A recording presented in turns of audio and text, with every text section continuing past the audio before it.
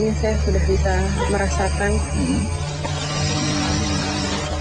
Siapa kalian berdua ini siapa? Iya. Saya Tanyangnya.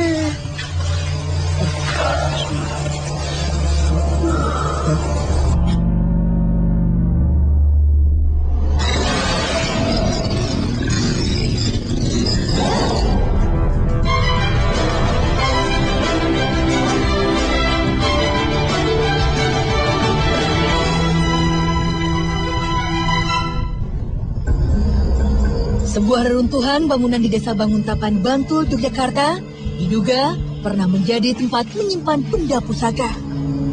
Tidak jelas kapan dan bagaimana kabar ini berasal. Yang pasti, banyak orang datang ke tempat ini. Mereka berusaha mencari sisa-sisa benda pusaka yang mungkin tertinggal. Pertanyaannya, benarkah ada benda pusaka di tempat ini?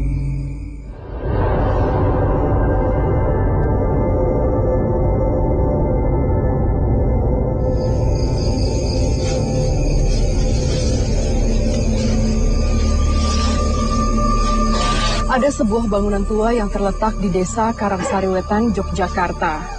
Konon dulu ini merupakan tempat peninggalan barang-barang pusaka. Dan kini bangunannya telah hancur.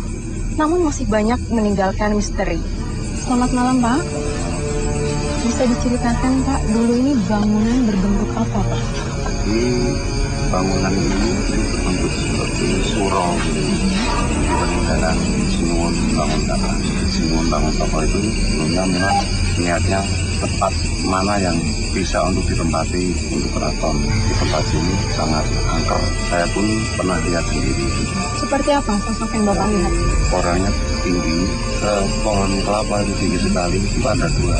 Memang bekas surau ini kan harus bersih. Jadi tidak boleh kita sembarangan ngomong yang istilahnya tidak enak didengar itu, dia akan marah. Biasanya wujud kemarahannya seperti apa? Ya, nanti orang tersebut akan mengalami gangguan kemasukan. Bapak, terima kasih atas ceritanya, Pak. Assalamualaikum, Pak Hakim. Setelah mendengar cerita ini, Pak, mitos apa yang akan kita ungkap malam ini? Mungkin nggak jauh dengan keberadaan lokasi ini ya. Apalagi masyarakat banyak juga sudah teropini bahwa tempat ini sebagai tempat yang angker.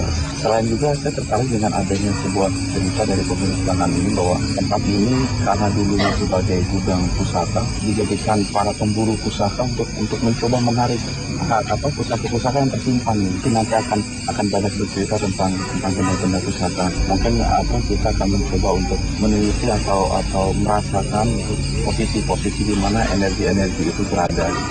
Tadi dari kesaksian dari apa yang dibicarakan oleh kesaksian tentang adanya dua sosok makhluk tinggi besar, yang satu putih satu hitam, itu memang saya merasakan sejak saya berada di sini ya, dan posisinya itu tepat di sebelah kanan. Makanya Mbak Putri mungkin bisa merasakan energi yang ada jauh di sudut kanan, di sudut sebelah kiri, atau mulai mencari di titik mana ada perbedaan suhu atau getaran energi yang berat, yang besar. Iya, Pak, ini saya sudah bisa merasakan. Iya, mungkin kata Pak Hakim tadi benar, seperti energi, seperti itu. Dan perbedaan suhu. Kalau saya boleh tahu, ini positif atau negatif? Ini yang positif. Iya, karena saya merasanya agak adem gitu, nyaman seperti itu. Iya, seperti itu. Tidak kasar energinya dan tidak panas gitu. Dan bisa digeser ke sebelah kiri. Kalau sebelah sini agak hangat, jadi awalnya dingin tapi kemudian berubah jadi agak hangat seperti itu. Untuk sosok ada gambaran sosok nggak? Coba fokus lebih dalam lagi dan pusatkan di telapak tangan. Sepertinya laki-laki ya, Pak? Dengan wujud? Wujudnya saya nggak jelas, tapi kayak tinggi, tapi laki-laki, seperti itu aja yang saya lihat. Waktunya menggali informasi.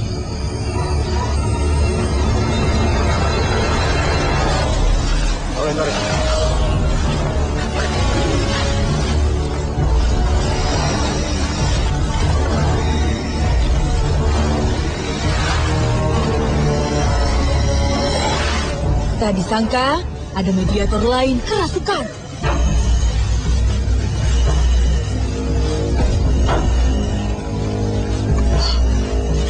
Assalamualaikum. Waalaikumsalam. Boleh tahu siapa Anda? Bisa mengerti bahasa kami? Siapa kalian berdua ini siapa? Iya. Nah, keluar ya. Nanti kita ngobrol. Assalamualaikum. Waalaikumsalam. Mas Manekin Sinten. Ayo, Ma. Anda sudah lama berada di sini? Anda paham bahasa saya? Iya, boleh diceritakan ke kami? Dulu bangunan ini seperti apa? Untuk apa kamu tahu? Dan mungkin banyak pelajaran atau ilmu yang bisa bermanfaat buat kami. Bisa diceritakan, Ki? Kenapa? Tempat ini tempat apa dulunya? Penyimpanan pusaka. Sejak kapan? Udah ratusan tahun. Milik siapa pusaka-pusaka itu? Boleh tahu kerajaan siapa? Masanya dulu. Tarik aja.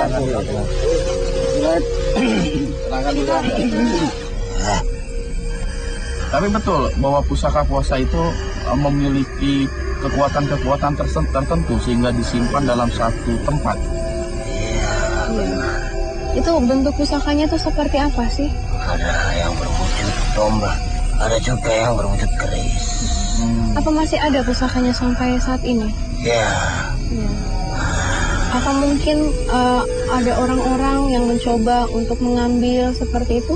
ya, Banyak yang mencoba untuk memiliki ya.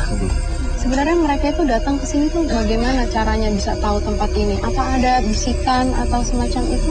Ya, memang ada bisikan. Siapa yang melakukan itu? dari penghuni lokasi ini atau Iya. untuk diambil gitu, untuk dimiliki. Kenapa sih memangnya? Apa makhluk sejenis Anda ini ingin juga dirawat atau dan biasanya apa yang mereka harus lakukan untuk bisa mengambil atau menarik barang-barang pusaka dari tempat ini? Yang pasti yang di atas dia sembarang ambil di sini. Apa biasanya yang Apa menjadi aja? syarat? Selain puasa, ya kembang, lengkap, Itu memangnya buat apa sih?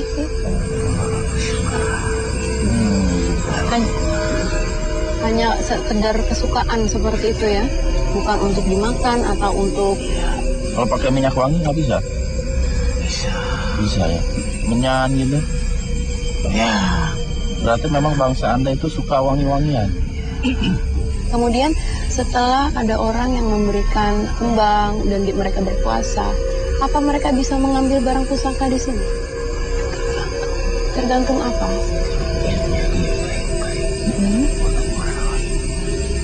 bisa juga. Kemudian setelah diambil itu dan dirawat, apa sih permintaan Anda misalnya ketika dirawat? Apa ada bacaan-bacaan tertentu atau semacam mantra atau apa ketika memandikan agar lebih kuat energinya atau bagaimana? Nah, itu yang aku pikirkan. Kalau orang sembarang orang ambil, aku takut dia tidak bisa merawat. Dan apakah Anda itu bertempat tinggal di pusaka itu atau Anda hanya menjaganya? Aku cuma menjaga. Tapi di pusaka itu tidak ada makhluk sejenis Anda atau bagaimana? Ya, berarti Anda mengikuti orang-orang yang memiliki benda pusaka itu ya? Apa benda-benda itu memiliki nama? Iya, punya. Punya. Seperti apa contoh namanya? Ya bisa beri kami contoh, misalnya di sini ada keris, Terus namanya apa dan kegunaannya apa. Ada tombak rolling. Itu apa gunanya, itu apa? Tidak mau. apa sih yang bikin perbedaan antara pusaka yang memiliki nilai yang baik dan buruk seperti itu? Orang. Lagi-lagi, datang makhluk tak diundang. Itu siapa? Tetap di dua dunia. Anda mengenal itu?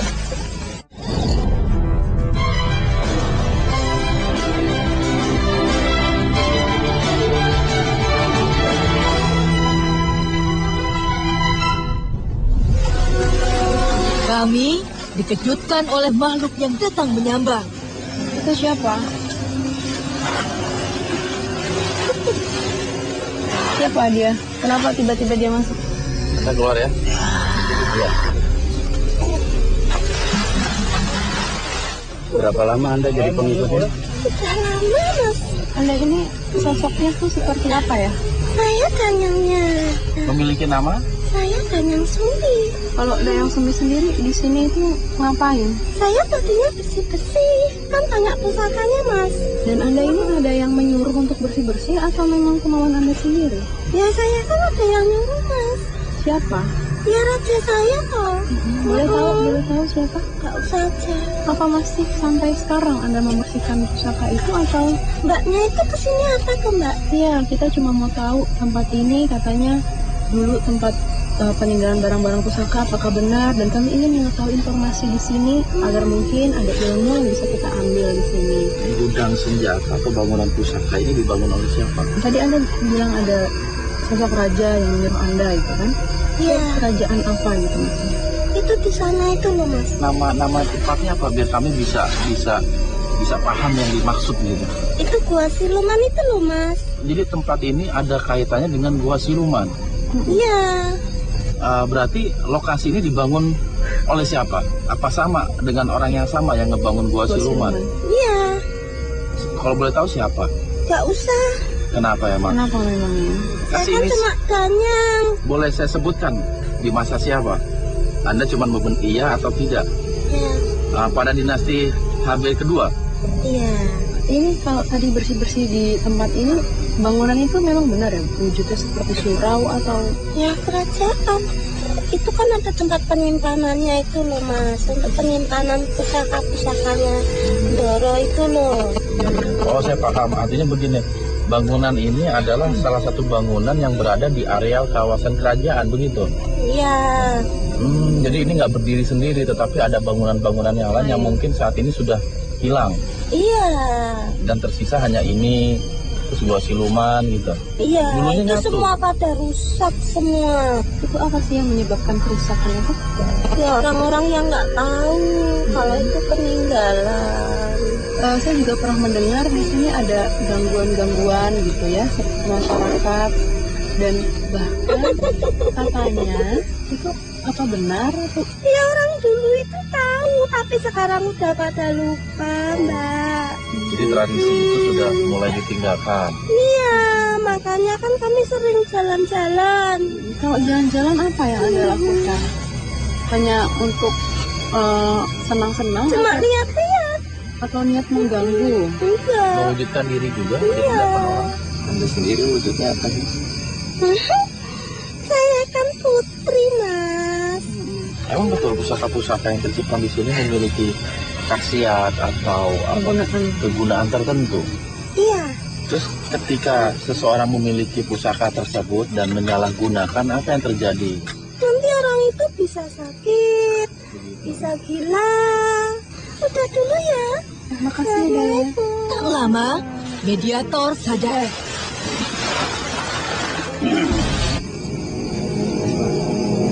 Mediumisasi pun dilanjutkan.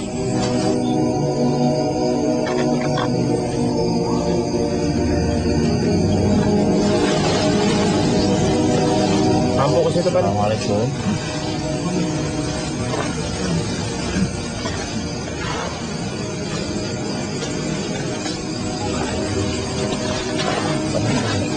Tiba-tiba,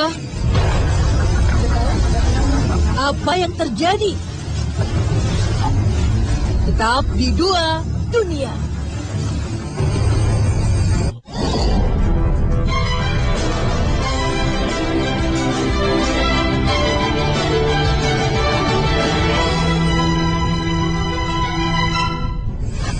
Saat saya sedang melakukan interaksi dengan salah satu mediator di sini, tiba-tiba ada penonton yang di belakang itu mungkin ada makhluk lain yang mencoba untuk berinteraksi dengan kami. Dan Pak Hakim sekarang sedang mencoba berdialog.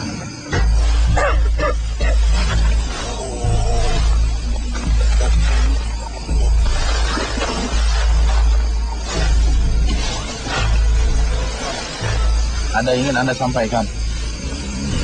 Hah? Enggak ada. Terus kenapa? Apa itu maksudnya? Makhluk ini seperti hendak menunjukkan sesuatu.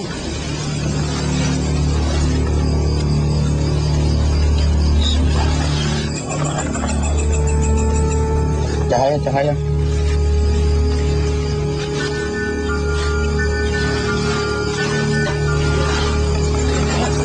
Isi lagi.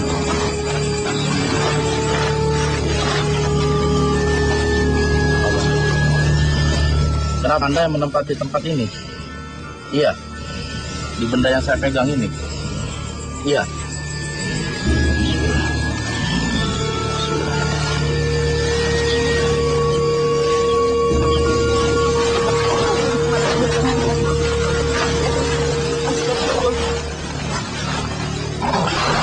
Allah Akbar.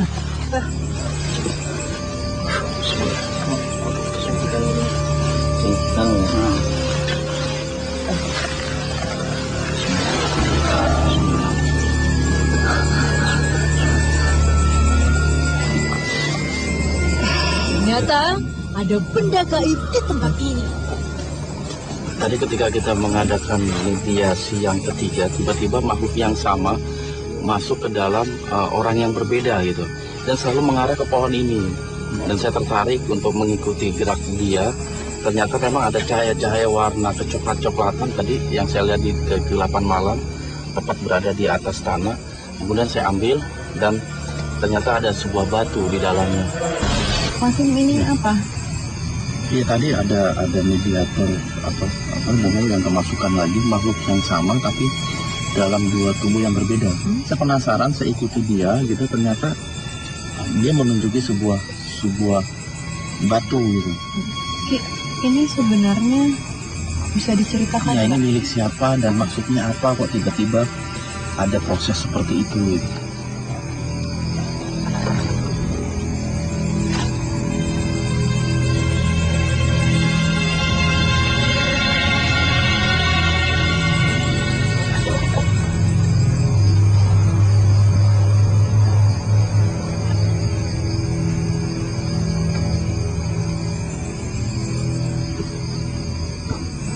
Sing tunggu waktu. Aku pengen Ikut kepada siapa? Kepada saya. Jenisnya apa ini? Ada dua. sing lagi wae kok ngomong.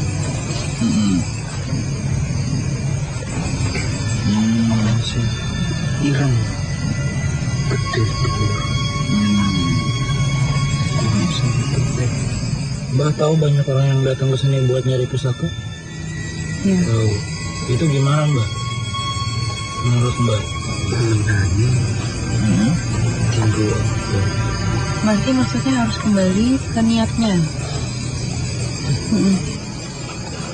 Ayo Mbak. Saatnya mediator sadar.